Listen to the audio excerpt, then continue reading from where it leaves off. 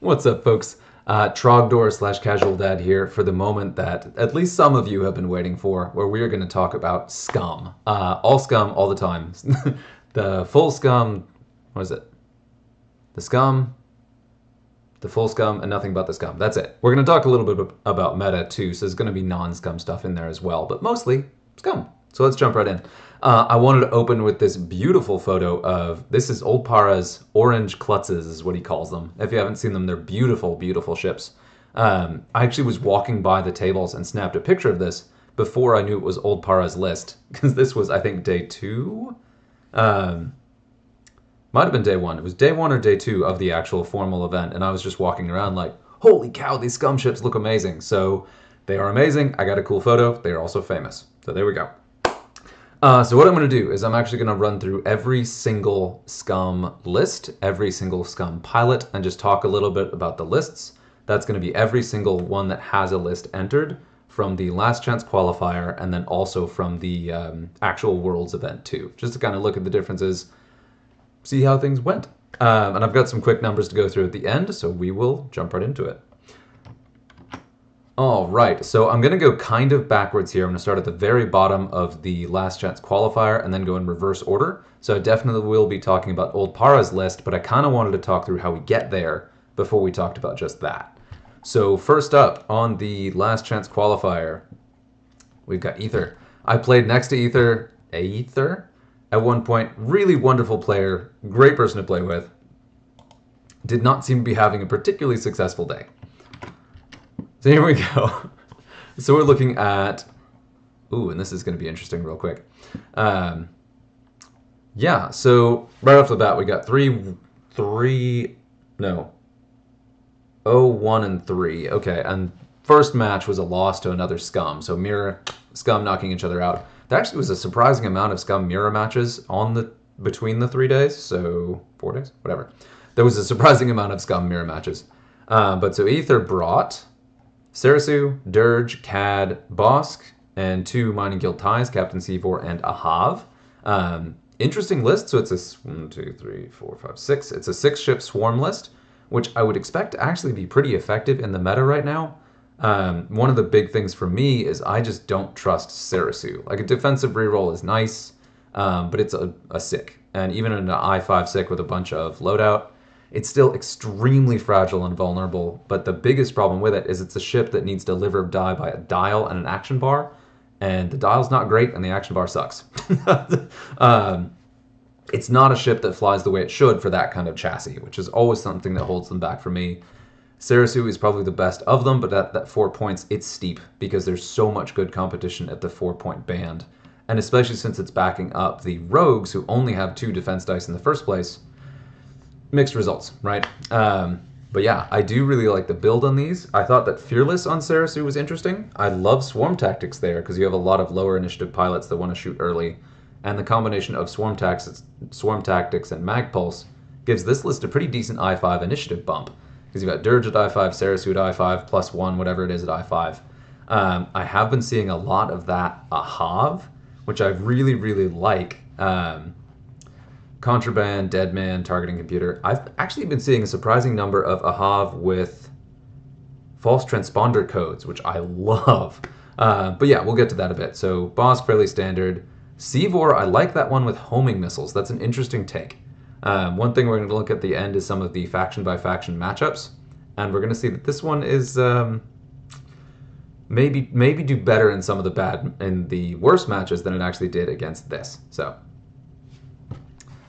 yeah. Okay, so that's one. And then we're going to go ahead and jump to the next one. And there were not a ton in the last chance qualifier. There were a few. This is an interesting one. And I should have talked about, and I did talk a little bit about the wins losses. So here you've got Loss versus Republic, Win versus Rebels, Loss versus Rebels, 1 and 1. Loss versus Empire, and that's that 4-ship Empire we've been seeing quite a bit. Double Falcon, yuck. Okay. Which is really funny. So the meta Rebels list, the Scum list, kind of beat it, and then the far off meta one, Scum lost to. Very weird. So we've got Bosk in the YV, Moralo in the IV, and Koshka in the Fire Spray. Oh my god, I love it. I love it. It's only 3 ships, so going to really struggle on objectives and missions, especially we don't have the missions on this, which is unfortunate. In the LCQ, if I remember correctly, it was Salvage, Chance. Last round was the Beeps, and so Area Control must have... No, Area Control was number 2. Then Chance was number 3. So Area Control beat that. Interesting. So that makes sense. With the large bases, you have a lot of area control, and that does fairly well. Okay. But then Chance gonna struggle against the Double Falcon. That's a poor matchup. So that could have been a much more favorable match there.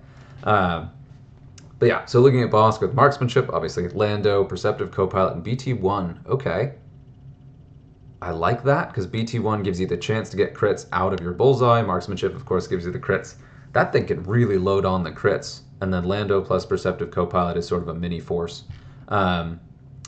For me, I really, on the YVs, you usually expect to reinforce, especially the lower initiative ones. So I'm actually a little bit surprised by that, but that's really good because if you get a bump, okay, I see what's going on here. If you get a bump in red focus, you have the option of red focus, and then with Lando, you have multiple mods, whereas with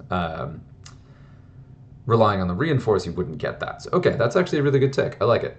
And then, of course, on Moralo, we've got Perceptive Copilot and Han Solo, so you can red focus after another action and when you engage. So I love that too. So Chewbacca for some of the repairs, Han Solo, Perceptive Copilot, so you can have a defensive focus and an offensive focus when you engage. He's only initiative 4, if I'm not mistaken, so that's still iffy, but... So low initiative on this one, which is definitely a challenge, especially with the number of high initiatives out there. Of course, with Koshka, he's got Perceptive Copilot, which is poor man's force. It's a lot of Perceptive Copilots. Contraband, Marauder, Veteran Tail Gunner, sure, for the double shots. Yeah, I mean, individually, I really like each of these builds. There's a lot going on here that's pretty cool. Love to see Bosk, love to see Moralo. But the problem here is there's too many eggs and too few baskets. They're all in on the large and medium bases. These are very easy targets, and if you go up against either... This just doesn't have enough volume of shots to get through either thick targets or swarmless. So you're relying on really good mission matchups or getting kills quickly by focusing fire, which is going to be challenging with all of these dials. So individually I like the builds, but the list really has an uphill fight against basically anything. And particularly against that Republic list, no surprise that beat it. However, that's a good matchup because these should be able to burn down arcs more quickly than most. So that could have been a really close one and a good match. So we'll see on that one.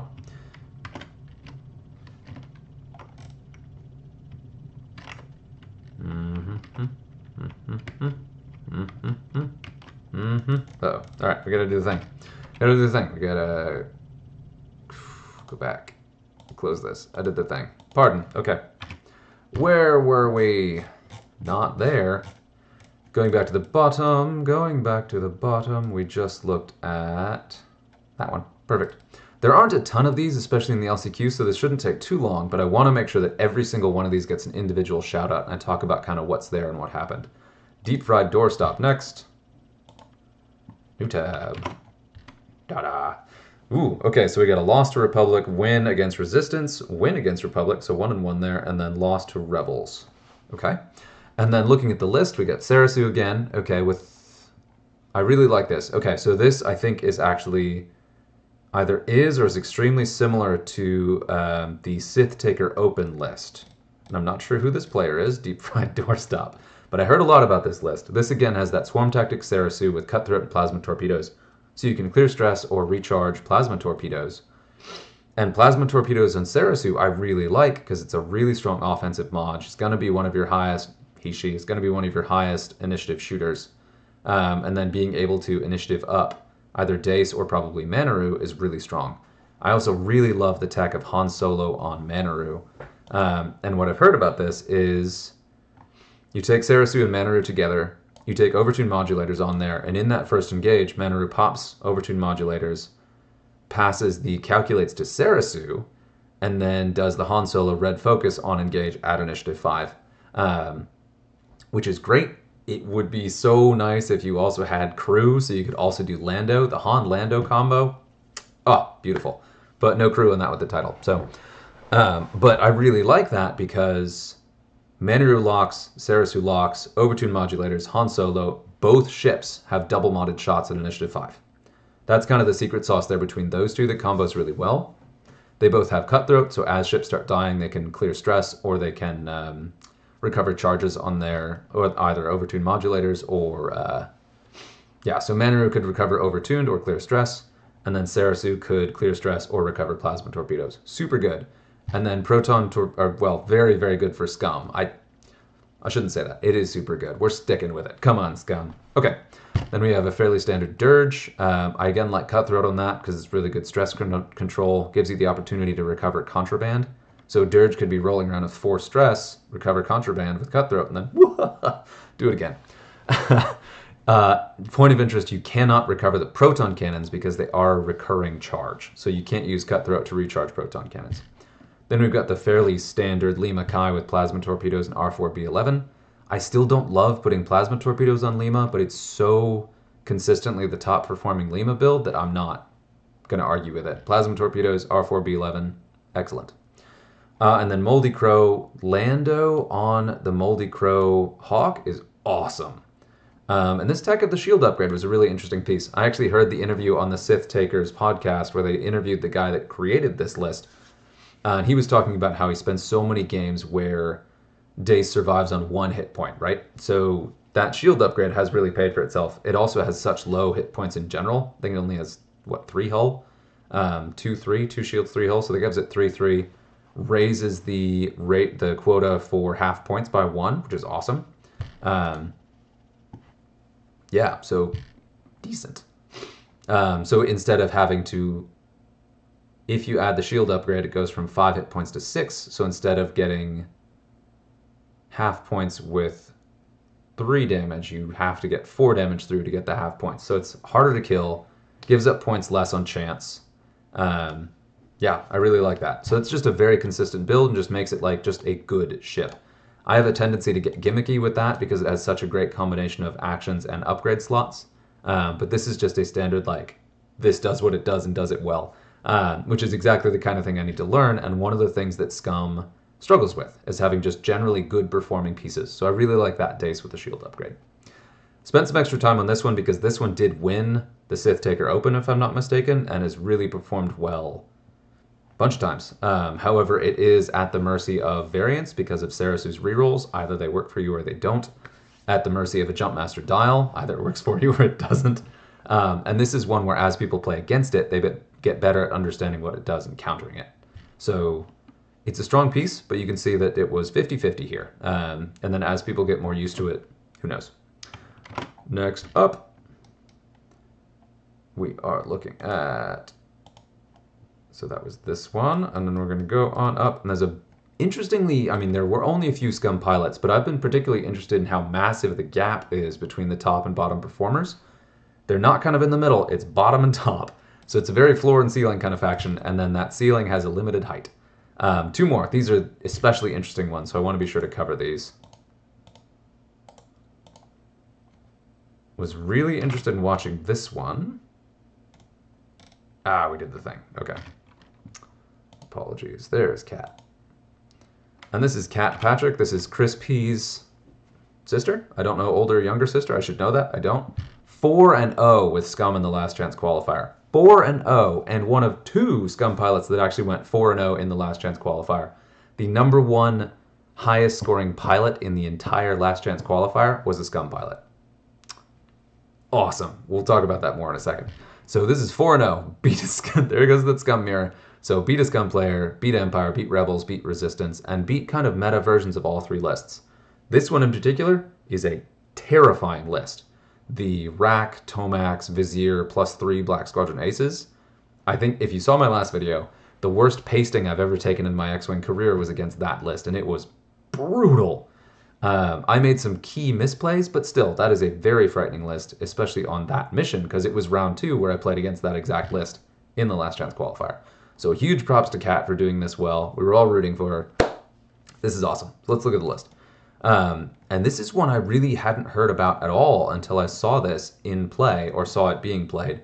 So we've got Dr. Afra and the YV. That's the one that can spend a green token to pass a stress to an opponent's ship at range 0 to 1, I believe. when it engages. And she engages at initiative 3. So you've got the overtune modulators. So you have ways to get extra green tokens. You've got the child for force and mods. BT1 to guarantee those crits. And BT1, I want to say BT1 is start of engagement. I can double check that. But that's the case where... No, that's not. I'm thinking 000. Sorry, BT1 is that if you target a stressed ship, that you can automatically change a hit to a crit, which is awesome. Babu Frick lets you take bad tokens and hold them indefinitely, which is also really good. It's kind of like you can use your illicit slot for overtune modulators and not worry about not having contraband, because Babu is sort of a stand-in contraband, even though you could just take contraband instead of Babu, but there are other things you can do with it too. And then, of course, Lando to give you the rerolls. So with a low initiative YV, what you do is you reinforce, and then you can spend that reinforce when you engage to use it for 2 rerolls. And then you've got the child for focus mods, so it's an easy double modded ship. So you reinforce, and then you still have a double modded attack. So really great build on the YV. Very, very scummy and very unique to Scum. So I love to see that. Then we've got Old Terok, which I heard was an absolute menace, which is awesome. With Fearless, Crackshot, and Beskar. That is an interesting list. I'm actually very surprised by the Crackshot. I wouldn't have expected that. Old Terok has like the perfect loadout to do the optics and clan training. He's also initiative 5, so he's one of the fangs that benefits from clan training because it is when you engage. I really, really like clan training on the higher initiative fangs, so I'm interested. I would love to hear Cat's reasoning behind Crackshot. That'd be a really interesting one. Then we've got pretty standard Dirge, Fearless Proton Cannons Contraband, Dorsal Turret and Plasma Torpedoes on Lima. Okay, so you get the extra turret arc and then also get Plasma Torpedoes. I do like that because R4B11 is somewhat situational. You don't get extra modded attacks from it. It's just you can potentially mess up someone's defense dice, but it triggers so rarely. I like the extra attack coverage of having a dorsal turret, which would give you more shots throughout the game, which is a different kind of dice consistency. So I like that. That's interesting. And then, of course, we've got Bosk with Marksmanship and Deadman Switch. So I cannot pretend to understand how this played so well, and I definitely would love to see some replays if there are any on stream. If someone can help me find those. Because I would love to see how this is flown. It is such an interesting list. It's a combination of a bunch of decent pieces, has a really good ship count of 5, has a combination of token stripping and heavily modded attacks. Yeah, it's a cool list. I like that one. So there's that. And then we go to Jammin, our champion, and Jammin spends a lot of time in the Scum Discord, so I've seen him pop up quite a bit. But that is cool. Good for you, Jammin. That's awesome. And one of the reasons I wanted to talk about this, let's see what we got. Okay, 4-0 again, beat the Empire, and that's somewhat off. Well, that's somewhat meta. So you got triple bombers, probably Vizier and the Reaper, and then you've got actually it's right here, Ubil, the double tapping tie heavy with the cannon. Yeah, that's nasty. And then yeah, you've got 3 of the bombers. I believe these 2 are standard loadout, and this is a custom. Okay. And then Vermeil. Ooh, nasty. I want to say Vermeil's the durable one. Maybe, actually, Vermeil, 5 points. That may be the attacky one. One of the Reapers scares the crap out of me because it gets a free...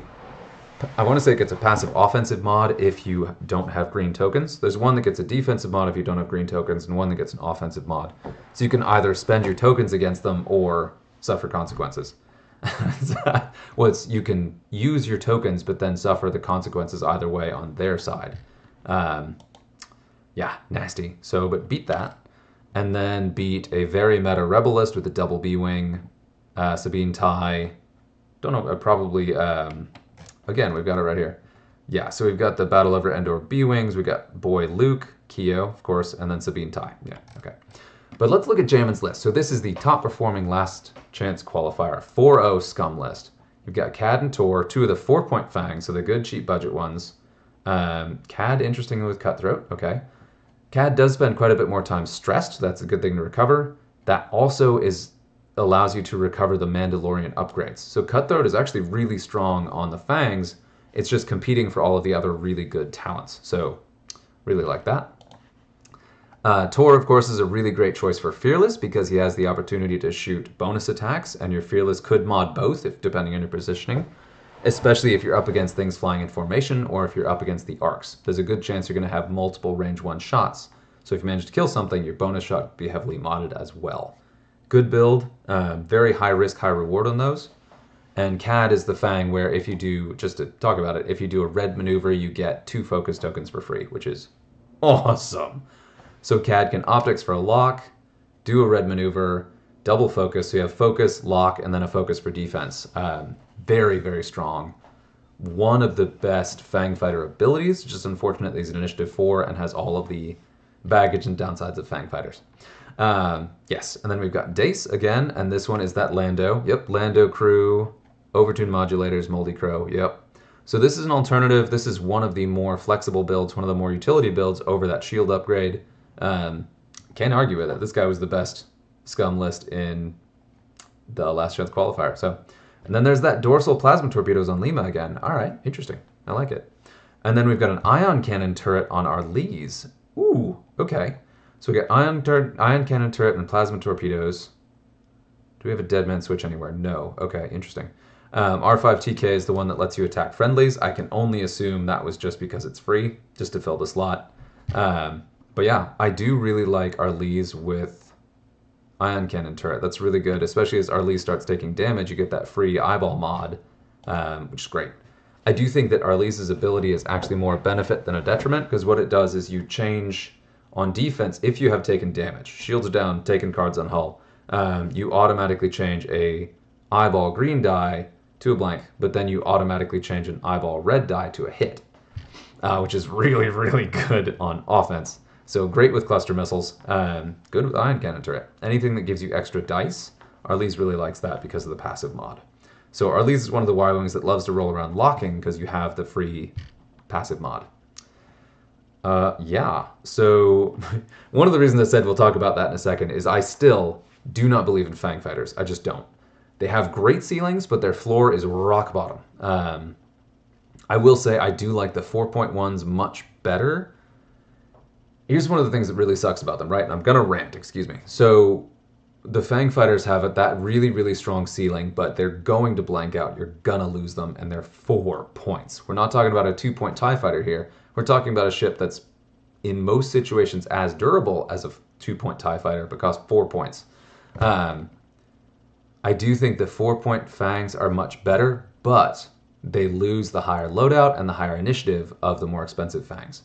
So the more expensive Fangs I don't trust at all. The 4-point Fangs I kind of have a little bit of a up and down relationship with, and this performance proves that they are very strong. I know Fang Fighters are very strong, but they're so variance dependent, and you could just, if you build your list around them, you lose them, you're done. Like, your game is over. And they're not reliable enough to have that big of a downside, in my opinion. So major props to Jammin for doing this well with these. I would also love to see if these were played and love to see some replays of those Fangs. I'd love to get better with Fangs, even if I don't trust them, because they are one of my favorite ships, but they just don't... I don't think they have what it takes in this meta. And we're going to talk about this more, but one of the biggest reasons being that there are so many ships that shoot out of arc. And I believe all of the defensive upgrades on the Fang Fighters specify front arc. So if they're taking a shot out of a side arc, out of a rear arc, out of a turret on the side, it turns off all their defensive abilities. Let me double check one thing on that, actually. Let's do it. Let's do it. We're going to do a little spoiler here. I'm going to take a quick look over here. We're going to jump to Scum. We're going to pull up a Fang Fighter, and let me double check some of these abilities. Just do Joy. And then we got Modification Upgrade. We got Beskar. So defensive abilities, right? So Concordia Face-Off. While you defend, if the attack range is 1 and you are in the attacker's forward arc, boom. So yeah, anything that's a non-front arc attack, nothing. Then Beskar, same thing. If the attacker's in your forward arc, yeah, so if you are not in the most dangerous possible position, or if you're taking an off shot from a turret, your defensive mods do nothing. They don't do anything. At all. Which is the saddest thing in the world. And with the arcs running around, with Falcons running around, with Decimators running around, with Flight Leader Ubel running around, with the TIE SFs from First Order running around, there's so many different ways that they will not have any of their defensive mods, and you have to use most of your loadout on defensive upgrades that will often just not work, which sucks. So the big thing about Fang Fighters for me is that they have these extremely powerful upgrades, but with such incredible downsides, and all of those incredible upgrades are to compensate for their huge liability chassis weaknesses. So that's my rant. That's my TED Talk. We'll talk about that again at the end. I won't talk about it again. So that is it for the last chance qualifier. So let's go ahead and jump to the next championship here and talk about the actual worlds. And again, there are not a ton of scum lists in here, so it's not going to take too long. Let's go ahead and clean this up a bit. Yeah, there we go. Okay, so we're still grooving. We're grooving. We're grooving. Bup, bup, bup. Tony Schultz.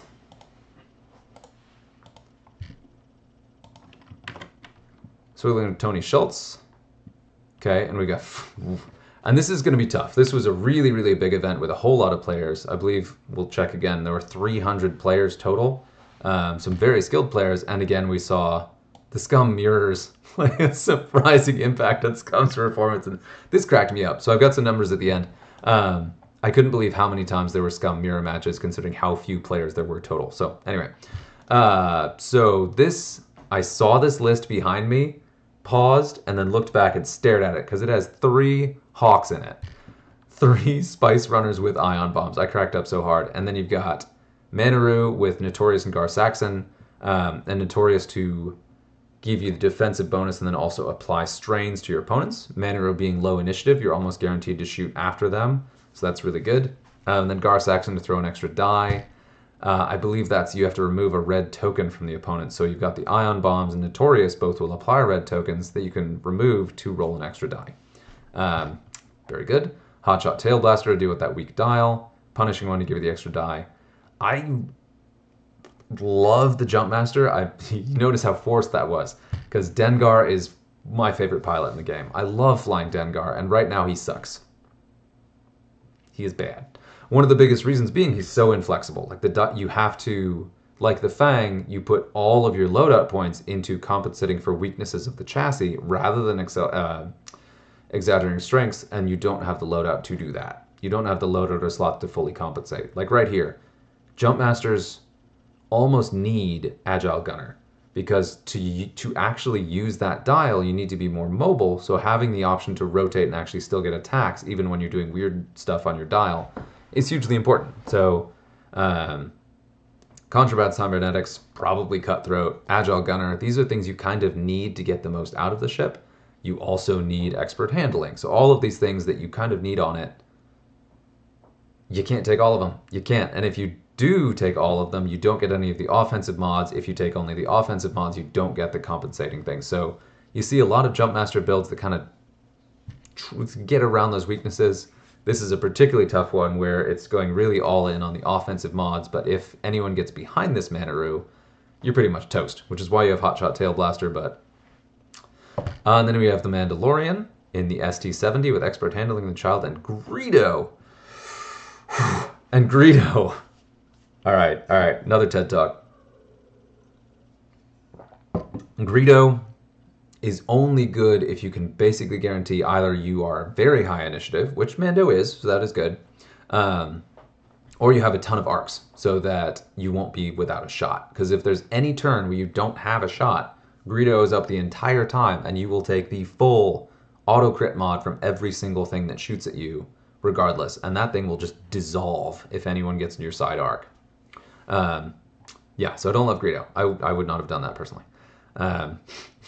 Just saying. And I've got my build on this. Instead of Greedo and Expert Handling, I put Mando Optics. And then for me, I always, under the title, put the Contraband Cybernetics. I really like that, and we'll talk about that more, because in the system phase, you could say, under my title is False Transponder Codes. Oh, excuse me, you put False Transponder Codes under there. And then you can time it, so you then, after revealing that, you trigger the automatic target lock from Mandalorian Optics. So leaving the system phase, you have a target lock, and that target ship has a jam, which is awesome. You're essentially jamming at initiative everything. Yeah, super, super strong combo. I really like that, even if it goes just once. So if you're able to do that with Cutthroat, super strong. But that's tough with the loadout on Mando and the child in particular. So, but anyway, it's there. Yeah, so very interesting, quirky list. I'd love to see it. Good on you. Good on you, Tony, but did not perform particularly well. So, next up, jump right to... Oh, I did the thing. Only went 2, and it looks like there was a drop. 0-2 against Meta Rebels and TIE Striker. Weird.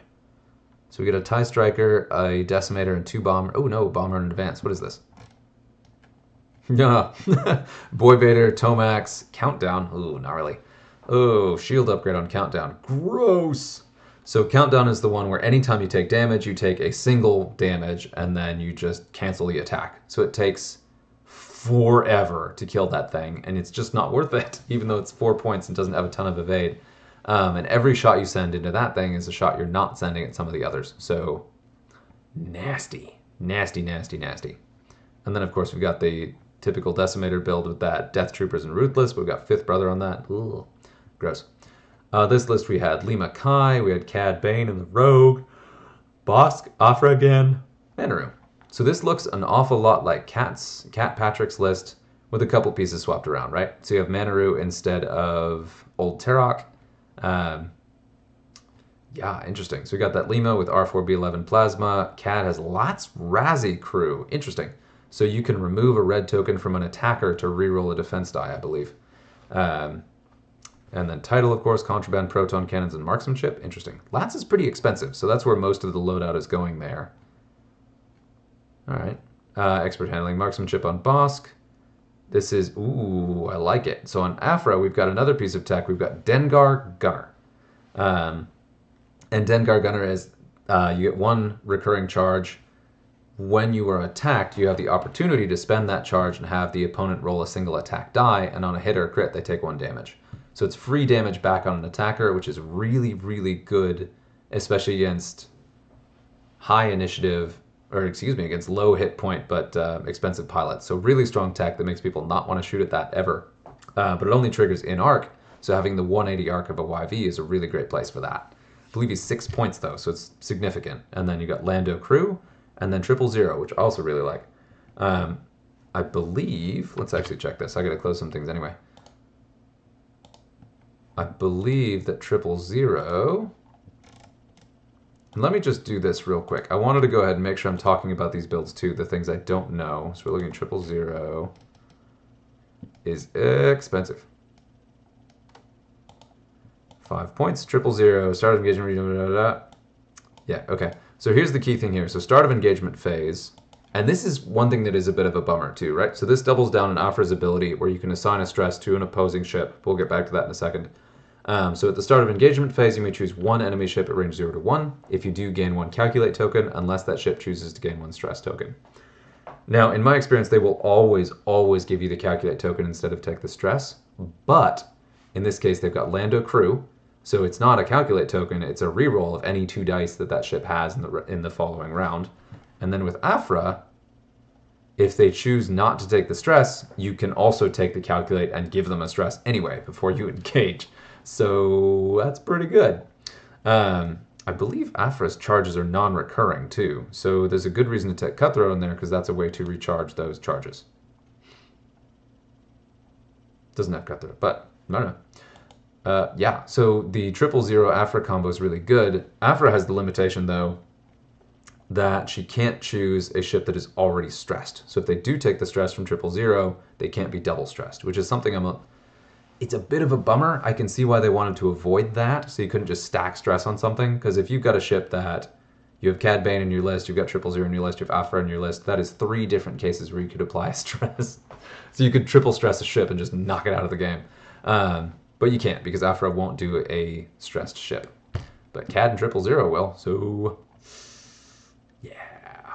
So that's pretty great. So I really like that, because it's kind of a free force or forcing bad decisions on your opponent. So it's pretty cool. And then, of course, we got that same Manaru we looked at with that Gar Saxon Gunner. That's a very popular build to throw the extra dice, but it doesn't give you the extra mods. So you got Painbot for that too, which is nice. I do think that Han Gunner's better. He's more expensive, but since that, then you can take an action and still have a focus. So you could lock focus. It's really strong on Manaroo.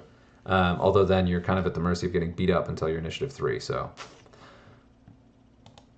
and then we'll go back. Back we are. Okay, and I gotta go all the way back to the bottom here. We're doing it. We're making it through the list. You're a champ if you're still with me. And there are not as many as it looks like. So we talked about that one. That may be the one we just looked at. Probably is. We'll check the next one. And then it gets weird. So we got the Scum 3 ships. Okay. It is very, very tempting to take a 3 ship with Scum, but if you do, you will lose. Because it's a mission-based game. Ship counts are higher. You do have to get to objectives. So you can go an all-in violence 3 ship list and have a ball, but it is going to lose. Which, spoilers, this one lost a lot. And again, look, the Scum mirror.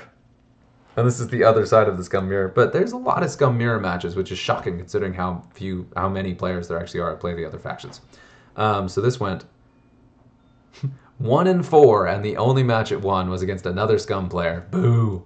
Which, yes, this will cut Hawks to ribbons. So that, yeah. And is really good at taking advantage of the Greedo on that SD70, which we looked at before. So we got Fen, OT, Boba Fett. This is a classic 2.0 list that I love to see, but it's not going to perform well. Boba, and that's an interesting Boba build, because you've got Savage on there, which is cool, because he's able to spend his force to give a focus token to a friendly ship up front, so you have a way to kind of cover the other two with focus tokens. Then you've got just straight up Mandalorian upgrades on Fen and OT. We're going to see it later. I do, on Fen Rao, I really, really like clan training. Clan training is if you are in an enemy ship's front arc at range 1, I believe, you can perform a red focus action before you engage, which is awesome on Fen, because then you can lock and focus before you engage at initiative 6. So if you know you're not getting shot before initiative 6, you then are lock focused, so you're double modded at initiative 6. Extremely strong, so really like it. And you don't have to do that though, because you have optics and you've got Predator on there, so that's the violence Fen that does pretty well. Yeah, so it's still a good build, and the great thing about Predator is it applies out of range 1. Clan training is very limited range, just like all of the other Fang upgrades, so it still is hit or miss. Let's see, and then OT of course with Fearless and clan training, yeah. So Old Tarek has clan training. He's one who really wants to get in there and doesn't have quite the same level of flexibility that Fen does, because Fen is moving to I6. You have complete knowledge of what you're getting into, whereas OT may or may not, because there's so much I5 running around the game. Old Tarek might fly like an ace, or he might fly like a blocker. You don't know. But yeah, this is interesting. It's cool. I will say... swear up and down, and there was actually this is timely actually, because today, I'll post this tomorrow, so yesterday, at least at the time of watching this, the Atomic Mass Games Discord was just blowing up about how to build Scum and what to do with it, and one of the big subsets was the whole conversation about this that I've said several times, and I'll keep saying it, is that do not put Force Crew on Boba. He has the loadout to do it, but he has so many other builds you can do, and it takes most of your loadout. You're talking about half. Half or, what, 2/5 if you take the child. So you just lose so many of the options of the build you could take on Boba if you take a Force Crew. And diminishing returns, because you spend that Force, you don't have it anymore. There's so many more ships now that the Force is not as valuable as it was. I would actually really love to see the Scum Force Crew come down significantly. That would be a huge help. The only downside of that, though, is then everybody will put Force Crew on Boba, and it's just not that good anymore. Just to say it again, my personal favorite crew on Boba is Mando. So you get that white reinforce, which is a dramatically better defensive benefit than Force Crew. And then you also have the option to just use your points in so many other ways. So anyway, Fearless is pretty typical, goes well with the rerolls. Savage is just a Force Crew there that lets you give tokens to your buddies. Marauder and BT1 are, pretty typical. So that's on there. No shade, Phil. You did a pretty terrific job. I'm very, very love it. Major respect for running this list at Worlds. I hope you had fun. All right, next up. And then next we're going to look at one that is extremely similar and yet totally different. Look at 3. Yeah. R. Frankum. Brutal. So another 1 and 4. We're going to look at Scum versus Separatists at the end of this. There's some funny numbers on that one. But yeah, so this list is not a Battle of Endor ever. Okay, someone's mad. But yeah, you've got Q9, which is always interesting. So Mando is the Initiative 5 that gets the free focus mod if he's in very dangerous positions. I really like that. I believe Q9 has slightly better loadout and has the option to gain a calculate token after doing a red maneuver, if I'm not mistaken. And the combination of Quill... Ooh, I actually really like that. So I would have to double check this. Actually, let's see it. What's that going to be? Yeah, there it is. So we've got Boss Gunner. Yep, okay, I love it. I love it. So let's check Q9 here. Yeah, after you fully execute an advanced maneuver, so you're talking about a K-turn or a Talon roll or a zero stop, you may perform a calculate or barrel roll action even while stressed. Obviously, you don't want to do the barrel roll because that will then double stress you, but you can.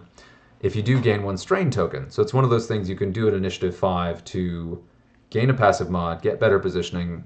At Initiative 5, sometimes you'll actually have total information, so you know if it was where to go to get the best possible result. With then Quill is a really good one. Action, roll 1 attack die for each damage card you have, and this sucker's got 7 hull, so you got a lot to play with. On each hit result, repair 1 face-up ship damage card. For each crit result, repair 1 face-down damage card. So you're just pulling damage off this thing. And then for each blank result, remove 1 orange token. And for each eyeball result, gain 1 focus token. So there's a very good chance if you have a bunch of damage, it's high risk, high reward, right? So this is a better action to take the more damage you have. Good chance you will get a focus, so then it's as if you did a focus action plus some additional repairs, which is great. And then you can also remove orange tokens, which is situational. I can't imagine how many you would have, but it might let you clear some jams, which is great. So if you're jammed, this is totally worth doing because then you could get free repairs, you could remove the jam, and you could then have a focus token after. So it's really, really powerful. It's just a bit of a bummer that it takes an action to do it, but if it didn't take an action, it'd be busted. So cool to see it. He's been in a lot of my builds, but I don't really get him very far. And then the reason I looked at this, though, is you've got Bosk. So after you perform a primary attack that misses, if you are not stressed, you must receive 1 stress token to perform a bonus primary attack against the same target. Boss Gunner is actually one of my favorite upgrades in Scum because it gives you a redo. You get a mulligan. You get a Han Solo, but against a specific target. So if you're shooting TIE fighters or you're shooting at something that needs to die and you blank out, you're just like, all right, do it again. I don't love it on ST70 because the blue maneuvers suck. But you'd probably just have contraband under the title here.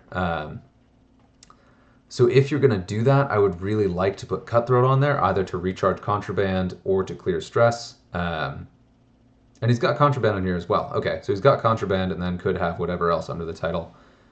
Rigged cargo chute is an interesting take. I'm a little surprised by that. Looks like just kind of dropping stuff on the board. Because then you've also got Cath Scarlet with prox mines. Ooh, nasty. And then you've got Ammon. Okay, and both fire sprays have veteran tail gunner for the double shots and proximity mines. Woof.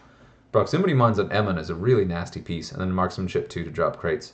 So I talked earlier about the downside of the 3-ship lists is that you don't have enough firepower. You need as many ways as possible to get bonus attacks.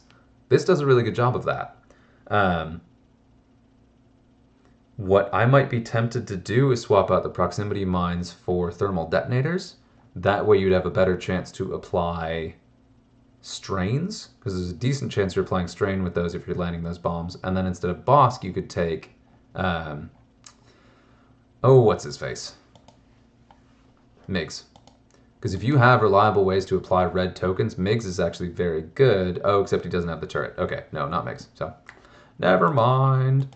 But yeah, so this is really leaning on trying to get as many bonus attacks as possible so you get the volume of shots you need to compensate for being a low ship count list. So totally get it. I like it. I do think And proximity mines are good because they potentially can one-shot a 3 hit point ship. What is it, proximity mines? After a ship overlaps or moves through this device, it detonates. When this device detonates, that ship rolls 2 attack dice. Ship suffers 1 damage plus 1 hit or crit damage for each matching result. So 1 damage, there's fairly decent odds that you could do, high odds you'll do 2 damage, and then potentially do 3 or more if you get the right crit. So it's really good. The guaranteed damage, because it used to be just the die rolls, and now it's a guaranteed damage plus the extra damage, so it is dramatically better than I remembered. Wow, that's good. Then you've got the rigged cargo chute to kind of gum up the board and slow things down, which does also give you an advantage on landing bombs, because they'll avoid those and then other stuff going on. So it's an interesting list. I like it. Did not perform particularly well. 1 and 4, so yeah, but still was definitely worth talking about. There's some definite tech in there. I think that it's just too much having all 3 of those pieces. I would do maybe 1 of those and then kind of build a little bit around it. I will say that I played against Emin quite a bit on the week of Worlds, and it was brutal. I'm excited about this one. Let's go ahead and do this. Yeah, okay, so we've got a 4 ship. Ooh. And this one did a win versus a meta rebels, and then loss on the others, including to look another scum mirror. So many scum mirrors. There are only 4 scum lists. 4? 6? Whatever. There were not very many scum lists in the last chance qualifier, so that's really quite shocking. And this is Worlds. There were even fewer, so wow. Anyway, so we've got Sarasu again. This one goes Ion Cannon, Jamming Beam. Interesting. But then Marksmanship and Elusive. Double down on the defensive buffs. That's still so... I mean, it gives you 2 rerolls because you've got the built-in 1 plus Elusive, assuming you have it charged up.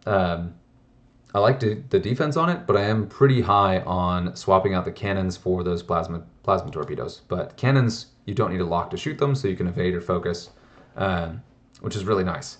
Having the evade plus the 2 rerolls makes you nigh impossible to hit, and if people are coming after you, that's a really good defensive tech, but you trade all of the offense for it. But it makes sense because you don't have Manaroo here passing you green tokens. So, yeah. And then Dirge, Synced Cannons Dirge, interesting, with Marksmanship. Synced Cannons do guarantee that you get the full arc attack with the extra die, but I really love the burst potential of Proton Cannons, especially because they're only 4 points, and because they do combo so well with Dead to Rights. I really have not had trouble lining up those shots, just because we are living in very target-rich environments right now in terms of X-Wing. So, but Synced is the safe choice. It's the more consistent choice. It's the one that is probably the correct choice, but... and then we've got Dengar here loaded up with R4B11, Punishing One, Contraband, Agile Gunner, there it is, and then Jamming Beam plus Expert Handling. And that is an upgrade I saw quite a few times. That Jamming Beam is that Dengar can shoot the Jamming Beam in Initiative 6. You can use your R4B11 if you want. Put him in a place where he's very tempting to shoot so that you could potentially get your bonus attack. And they either do shoot him or they don't. But if they don't, then you've success than something else. So that could be why you make Sarasu very, very durable, because it's a tempting secondary target. Yeah, but that I6 Jamming Beam is a really nice piece of tech to kind of clear out the key tokens. So it's a way to clear off reinforces, to clear off target locks, to remove focus tokens. It's a very strong ability, even if it doesn't do any damage. It's one thing I'm struggling with, is I really want ways to do that and also do damage, because if somebody just ignores Dengar all game and he's just shooting that Jamming Beam, it's a thing. And then we've got Fen in here. This is a extremely high risk, high reward. You've got the double I6s and 2 I5s, which are very high initiative, which is good. Probably a jousting list where you try to remove 1 or 2 things and then follow up and kind of ace through the end. I do like the flexibility of that Agile Gunner on Dengar, but this would really struggle on objectives. I don't think it has the damage output to do what it's trying to do necessarily. It's a very cool list, though. I'm enjoying the individual pieces of tech, but having 2 6-point ships in there, they've really got to put in the work, and I'm not sure that these 2 would do it. Yeah. Okay, we are getting through it. We're still in 200, but this is what I was talking about, where there's big gaps between them, both because there aren't that many Scum players, but also because the gap between performance is so dramatic. And here we're talking actual world championship 60 or so positions above the last Scum list, we see a Falcon. There were no Falcons in the last chance qualifier, and here we see one.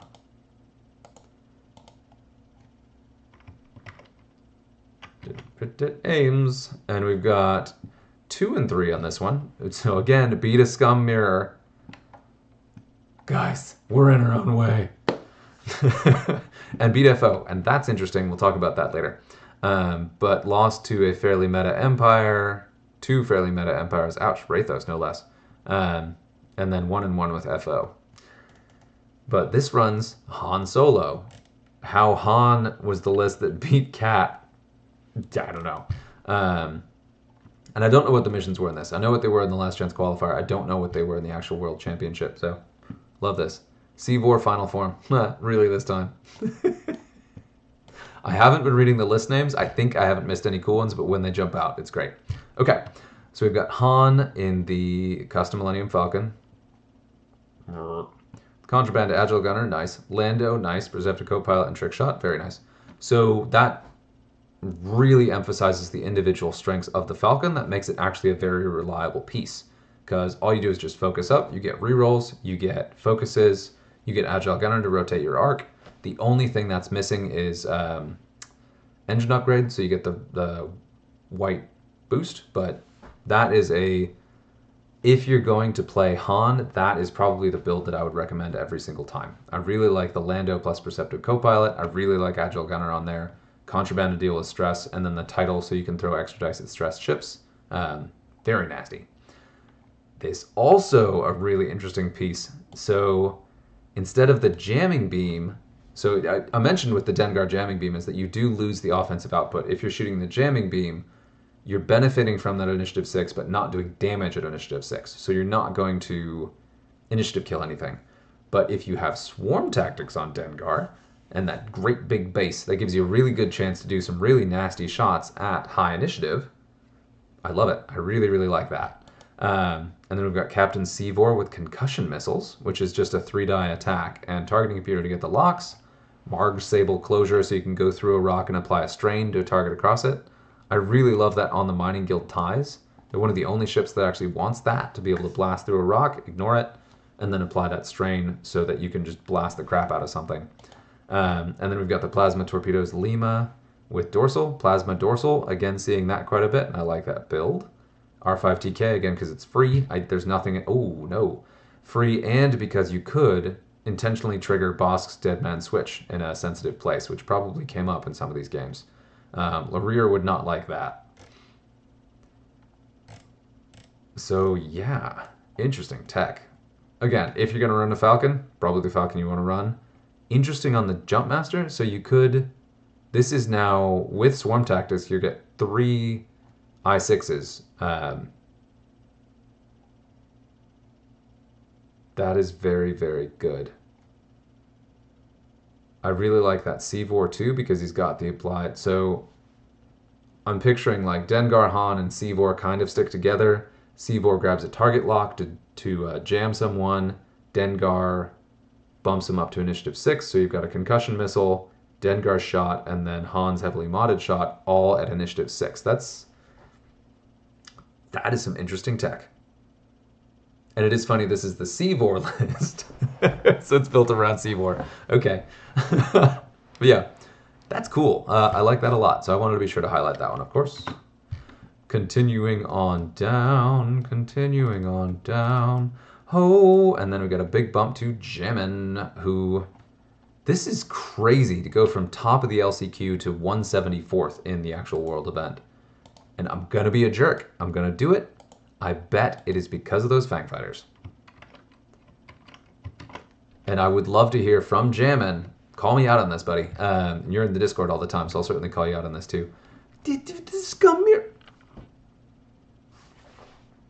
The Scum. Just the Scum knocking each other. That's the problem. Scum is just fighting Scum all the time. That is the... Okay. I shouldn't be a jerk. Jammin, tell me about your secret. I want to hear how this went. Beat Resistance, lost to Empire, lost to Republic, beat Scum, lost to Empire. Yee. We'll talk about that in a bit too. But here's the list, same one we saw in the last chance qualifier. You got Cad, Tor, Dace, Lima, Arlise, Bosk. the double 4-pointers plus Dace, the 2 Y-Wings, and the Z95, like, that is a really, really, really strong Scum archetype, and you can really put in whatever 4-pointers you want. In like Cad, Tor, and Dace could be any of the 4-pointers in the faction, which there are a lot. I would love to see this list replayed, but instead of all 3 of those, have 3 rogues. Getting crazy. Put 3 rogues in that place and see what happens with the fun police. Except it's named after, it's built around Tor. Okay. I do also love Tor on a 6 ship, because if you're getting those bonus attacks off, a 6 ship that's got bonus attacks is doing a lot of damage. That's pretty cool. I like it. But yeah, we already saw that one, so we'll go ahead and continue on. And then not that big into Cat. And then again, Cat and Jammin both had really good last chance qualifiers, and then really kind of struggled after that. So, oh look, a Scum mirror. Which of course we saw that because every Scum list we looked at and so far was the other side of the mirror. But first order, ooh, double whisper, brutal.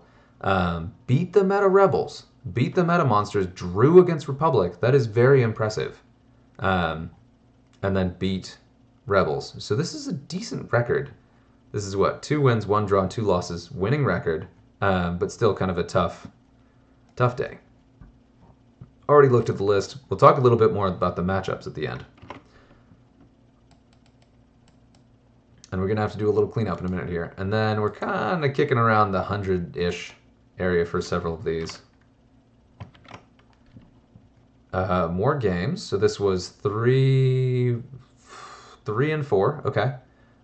Lost to Empire, beat Resistance, beat Republic, beat Empire, lost to FO, lost to Empire, and lost to Resistance. Ooh, Resistance 6 ship. Gross.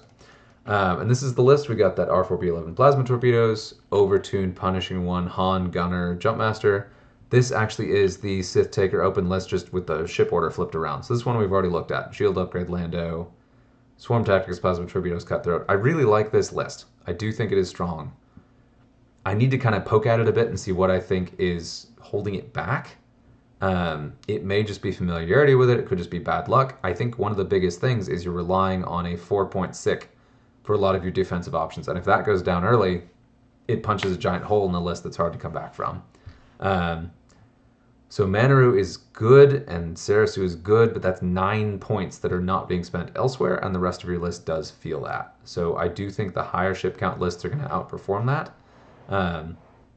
But what do I know? Because I also was running a 5 ship, or built a 5 ship that I didn't run. Shame, shame, shame on me for not running my Scum. Okay. Up, up, up and away, and we are nearly to the end here. You were a champ if you're still with me, or maybe this is your second visit. We got a J. Churchman, really similar to Jammin's list. We're at 6. No, 7. There it is. Lost to Rebels, lost to Empire, win against Rebels, win against Resistance, win against Rebels, lost to Rebels. Ooh, Nicholas God, though. Whoa. Lost to Separatists. We'll get back to that. And this is Double Fang, Fen, and OT. Don't do it. Again, the ceiling on those two is phenomenal, but the floor is most of their performance, and it is really low. That is 11 points of Fang Fighters. And I've already talked about all the stuff going on with that, but there you go. Then you got Dirge with false transponder codes. Nice on the I-5. I like that. We'll get back to that too. But Dirge at I-5 is a really good utility piece, and the false transponder codes is really nice. That's a case where you don't care if you go first or last. So whether you move first or second against another I-5, if you've got the threat of false transponder codes up, that is something no Initiative 5 wants to see, whether you're going before them or not. So I really like that piece. R4B11 Plasma Lima, Deadeye Marksmanship Bosk. Boom. Ooh, Deadeye Shot. Actually, I really, really like that one. On a ship with really low attack dice, like a Mining Guild tie, like Sabine tie, or like Bosk, I really love that. Because it allows, and especially with marksmanship too, because it allows you to, if you're shooting at a damaged defender, you can roll your dice, and then you can either spend a hit or spend a crit down to a hit to flip up one of their damage cards, and there's no defense against it. Like it's bullseye only.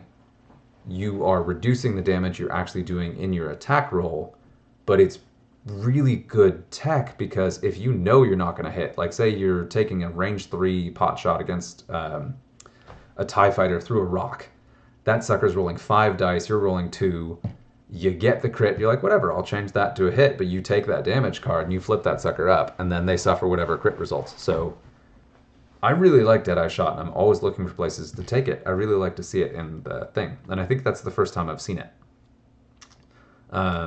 It's 1 point. Really good, especially if there's not anything else to do with that 1 point. Really strong. Especially with things like the Arcs and Decimators running around. They're going to have a bunch of damage cards for you to flip up. And if you roll absolute junk, that's a way to still do consistent, reliable damage or impact the game, even if your shot's going to miss. So, I like it. And cruising, we're cruising, we're cruising. It's going to be a minute before the next one. Oh, but there it is, Reese. I believe I had a practice game against Reese. I think. Looking at Reese. So win against Resistance, win against 2 Republic lists. Loss against Republic, there's a Sith Taker. Nose flying against Scum. Loss against Rebels. A VCX Rebels, nasty. VCX Arc Rebels? What is that? Okay. Alright, look at that. Win against Resistance, lost to Rebels, win against Rebels, a lot of meta Rebels too, win against Empire, very nice, and then loss against Resistance. So we've got Han again, and this one has that engine upgrade I was talking about, as Contraband and Greedo. Don't do it. Because here's the problem. Like I said, if you are taking shots that aren't in your arc, or for whatever reason you don't have a shot, and here you... then that will eat you alive, especially a 1-of-8 ship like the YT-1300. That does give you the guaranteed crit mod, but even if you get the guaranteed crit mod, it doesn't guarantee you're actually going to hit. That's a really risky upgrade, and the thing is that Greedo could be Agile Gunner that's so much stronger on the Falcon than Greedo, because the Scum Falcon is extremely action-starved. Really action-starved, so that is extremely important. Although I will say they've got Mando on there to automatically recur the Force from the child, so that's nice. You gain a recurring Force, and then Mando gives you that reinforce, so that does offset it a little bit, but you're still likely to take a lot of crits you don't want to, and you lose the flexibility of being able to rotate the arc, which is one thing I think that Falcon really, really needs. Then you got Old Terok, Lima Kai, Bosk, and Dirge. That is a ballsy list, and Reese did extremely well on this, like one of the best performing Scum players in the event. I would personally just make some minor tweaks to that list, but I do really like the Child Mando combo in Scum. That's very good. And Child gives you the 2 Force, but they're non-recurring, but Mando makes that Force recurring in the way it normally would be, and Mando also gives you the white reinforce action, and the Falcon doesn't have a reinforce at all. So that makes it into a pretty decent jousting list, which actually does make Greedo a little bit stronger. Just hope you don't get flanked. So you got to protect the flanks. That's a really high-risk ship, though, and then immediately following that up with Old Terok, which is a very high-risk ship as well. That takes away a lot of your points in those 2 ships. Still, that's interesting. I may have to try that sometime. I don't trust it, but it's there. Yeah, I would be curious to see that in action. Yeah, okay. Yeah. Considering what he went up against, so let's look at kind of the losses. So lost to a bunch of spam. Those are hard to hit. And that's a lot of flank shots. There's a lot of opportunities for Han to be weighing in on those. This, I would expect actually to be a good matchup against that. Because you got a VCX in there. If you're doing the auto crits to the VCX, that should matter very quickly, but maybe you killed the VCX and the others mopped up.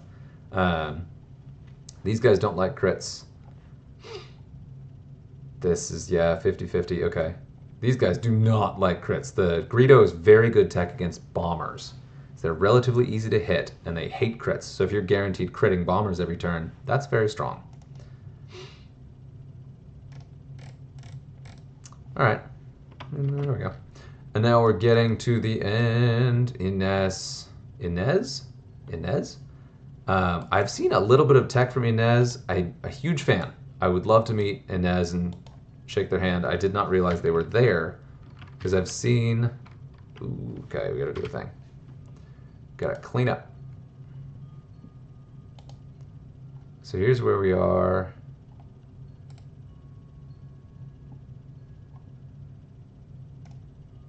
Yes, so we're looking at this. I'm gonna close these. Ames, Jamin, Catpat, Defal, Churchman, Reese, Inez. Oh, and let's go ahead and clear those two. There we go, let's clean the sucker up. Okay. Inez. Remarkable record. Look at this. We got 1, 2, 3, 4, 5, 6 wins to 1, 2, 3. Wow, 6-3, 1 draw. No Scum mirror matches. Here's the trick. Don't fight against Scum. That's without Scum mirror matches, your record gets better. I love it. Okay. That is empty. There's nothing in that. Okay. Yeah, so remarkable record. Draw against FO, especially impressive. So we got Limo with Dorsal and Plasma. I really like that build. We got Dirge with Marksmanship, Proton, False Transponder Codes. There it is. Very nice. Arlise with Dorsal Clusters and R3. Okay. Yeah, R3 gives you the double target lock. Very nice. With the Focus mod, a lock is really good, and Cluster Missiles are awesome on Arlise. Because I talked about once you start taking damage, you get that free Focus mod, and that applies to all of your attacks. So more attacks, more better. Marksmanship Expert on Bosk. Paylob. Oh. Alright. I would not take Paylob because 5 is too many points for a ship that fragile. Period. The ability is amazing. This build is really good with Lando, Overtune, Moldy Crow. Too fragile for 5 points.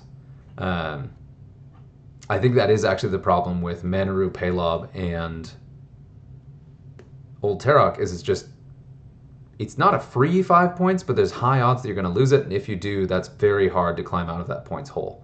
And then I love this Ahav. I was talking about this earlier.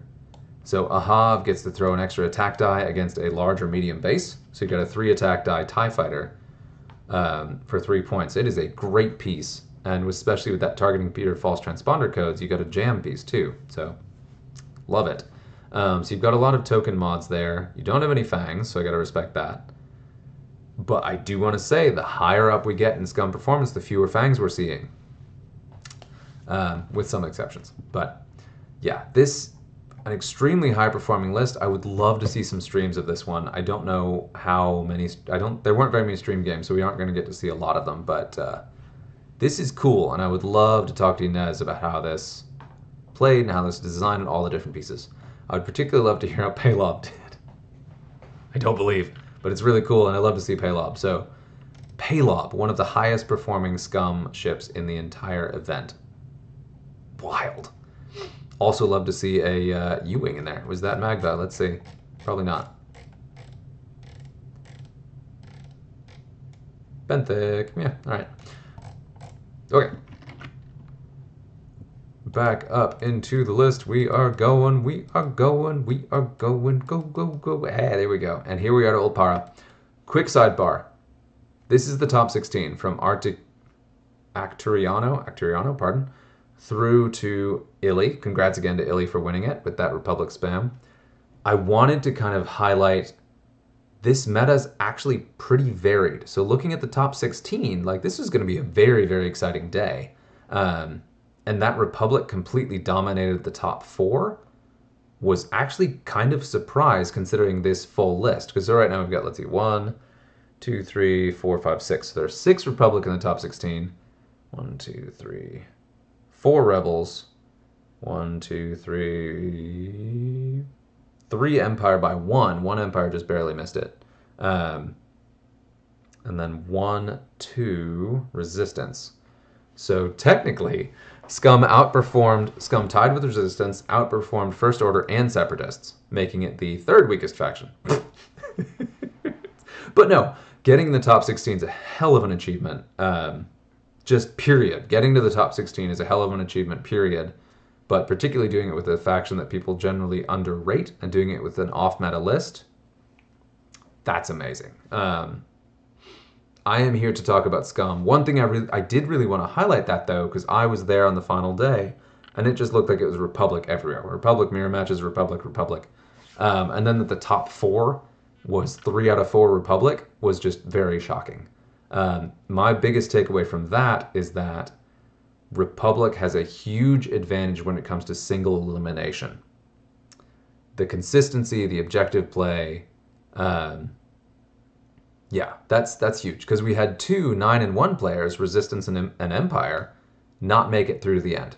They had their one loss at the top tables, like in their top 16, they had that one loss. So that's crazy. I just had to kind of look at that for a minute. So Republic is definitely a little bit outside the power curve, particularly when it comes to that single elimination, which really, really favors it. And I believe at least 3, maybe even 4 out of these top matches were decided by a roll-off because they got to a draw. And that was something I saw in the numbers quite a bit too, is there are a lot of draws with Republic. Republic and a lot of other lists out there will play to a draw and then it goes to a roll-off. Except it's not a roll-off, except in the single elimination. Because before this, those roll-offs, they weren't roll-offs, they were just ties. But then at this point, they couldn't be, and then it ended up being the roll-off. So that's a big thing to take away. The Republic is particularly favored in the tournament structure. Anyway, now we're going to jump to Old Para. Take a look at this list. So we've got wins against, so let's see, Empire, 3-0 against Empire, which is particularly impressive. We'll see why in a bit. 0-2 against First Order. 4-0 against Resistance. Oof, Resistance. And then beat Eelmail, I see you. Beat Rebels, and then the only losses were First Order and then Republic. Just that one loss that mattered.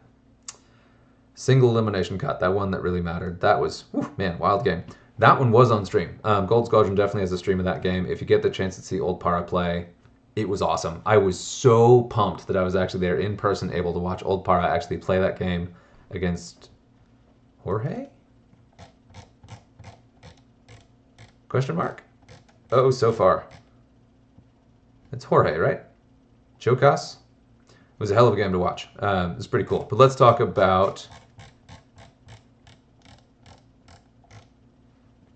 the Orange Klutzes. Old Para's Orange Klutzes. Those beautiful ships we saw right in the beginning. We've got the Mandalorian, Fen Rao, Dirge, and Cad. 2 rogues, Fen Rao and the Mandalorian. 2 6s, 2 4s. The Mandalorian has the Child, Razor Crest, Contraband. I have that same list, except I swapped Contraband out for Optics, and I talked about why, right? The Optics and then false transponder codes under it is a really strong piece of tech. I can't say that this is better or worse necessarily. That's what he built, and he was the best performing Scum player in the world, so who am I to talk about it? But I'm going to talk about it. I think that Optics is a better choice there because you can choose to have Contraband if you want, whereas getting the reroll is extremely important because you have the focus mod, but you don't have the locks. And being able to do a different action and take a target lock has very significant benefits to the burst damage potential on Mando. So I really like that.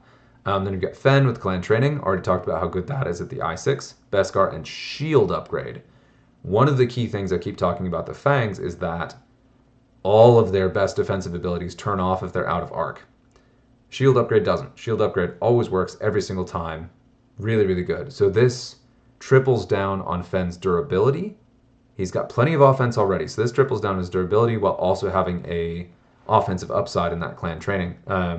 I really like that Fen build because, again, it gives you a defensive upgrade that will protect you against crits and always triggers, and it raises his half points threshold by 1. So that's a really good insurance if you do get in that chance engagement, which I'm sure came up multiple times at the World Championship. That's really strong. That said, I am fairly certain that the final game, the reason it was lost, was decided because of Fen. That there was just the 1 point of damage came through in the very final shot that got him to half points, and that is what decided that game. Which is so close anyway. Like, who knows how many other rolls could have made that, but that is... I was there enough to hear that, so... but yeah, but that's what sucks, right? And that's one of the really nasty Razor's Edge things about Scum right now, is that Fen's upside is bananas. Like, he can just take out ships all day long and give you incredible, incredible value, and then all of a sudden let you down. And that doesn't matter as much until you get, again, to that single elimination. So then we've got Dirge with Proton Cannon's Marksmanship with false transponder codes.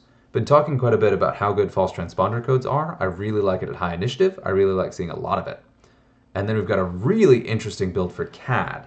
So CAD in the Rogue, we've got the title, synced laser cannons for the consistent damage. I still like proton cannons on all of my rogues just to double down on that burst damage, but synced is much more consistent, especially on CAD at initiative 4.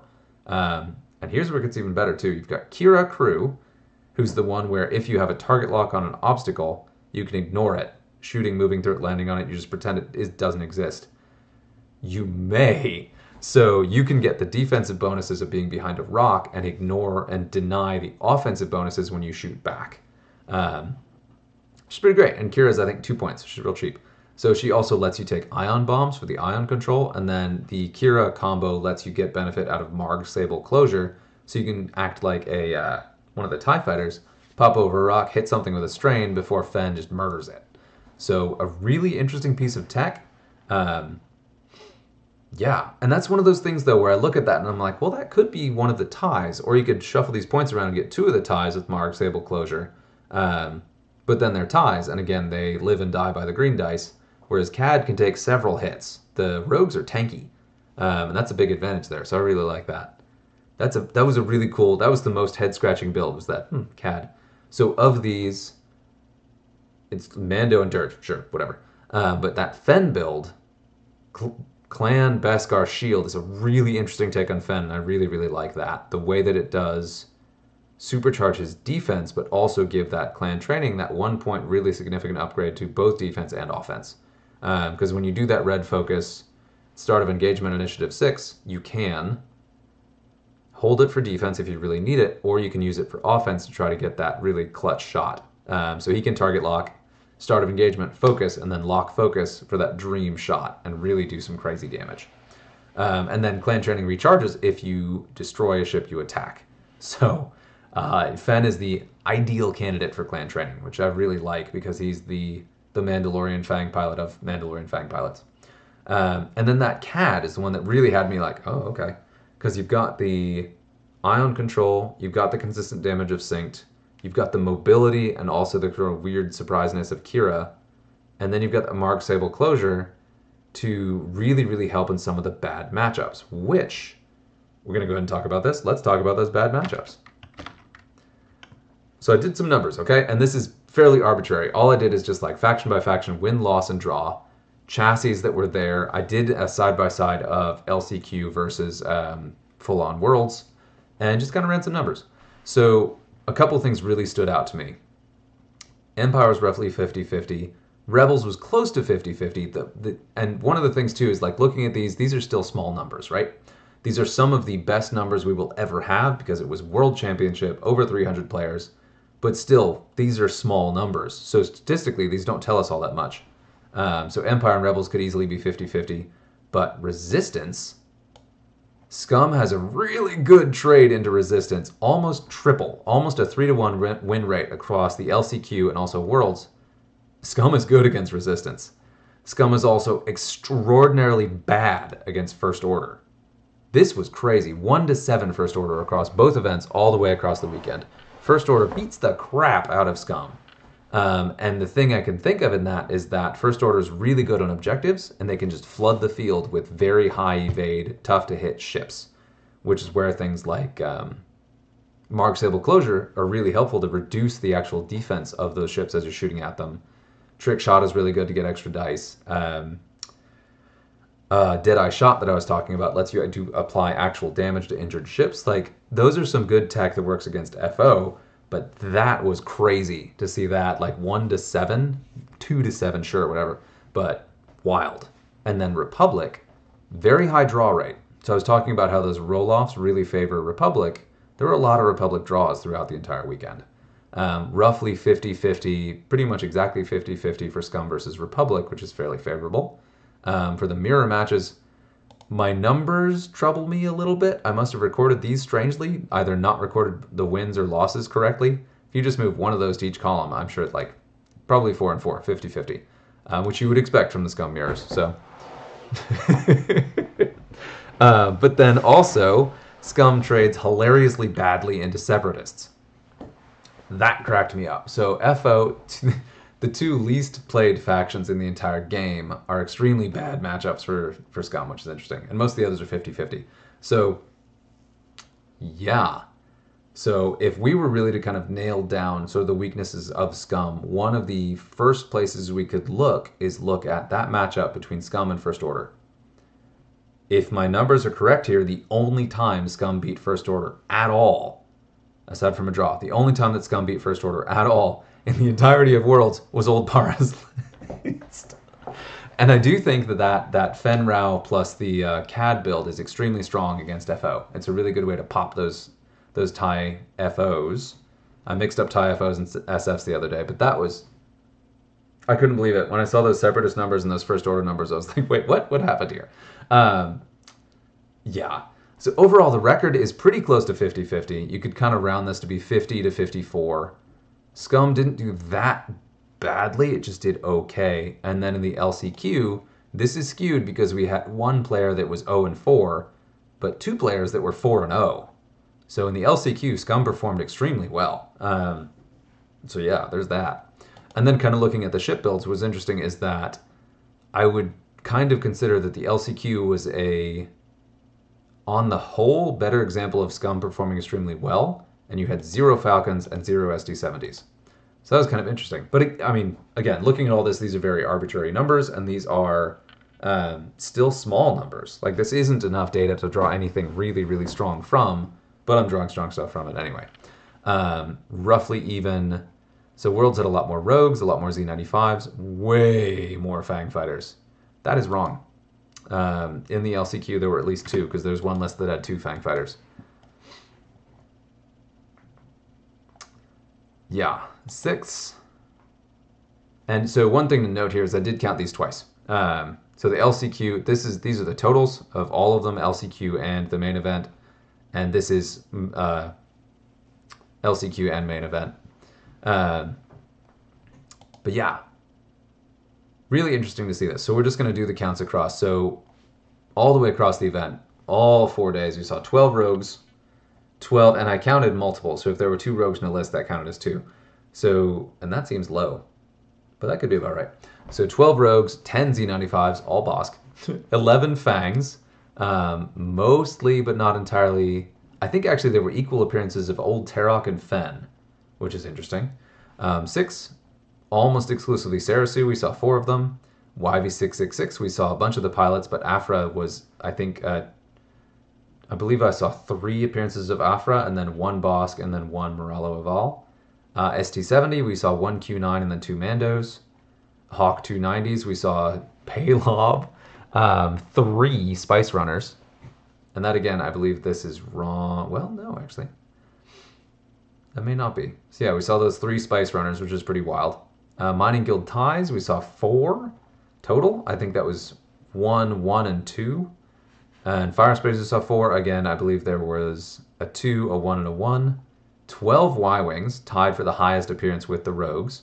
6 Jump Masters, mostly Manaroo, but a couple Dengars. And then 2 Falcons, both Han.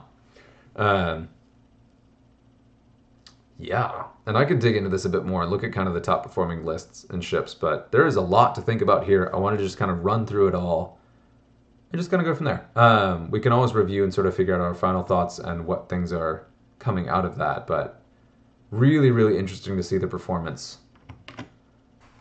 just on the whole. Like, it was pretty wild. I will say this does somewhat conclusively say that Scum is a little bit behind. I don't know if that's because Republic is performing so well, or if it's a matter of what ships people are taking or how people are playing. Yeah, it's a little hard to say, but even Old Para, looking at this, Old Para went 0-2 against First Order. That is wild. That's Triple Whisper. What is that? It's round 3. Let's look at this thing. Yeah, Triple Whisper, yikes, and then Malorus and Gaelic. Yeah, woof. That is a nasty list. I didn't see anything like that before. Huh. Anyway, we'll leave it at that. I've been talking for a long time. Hopefully this was fun and helpful. I appreciate you coming on this Scum journey with me. Yeah, let me know what you think in the comments. Until next time.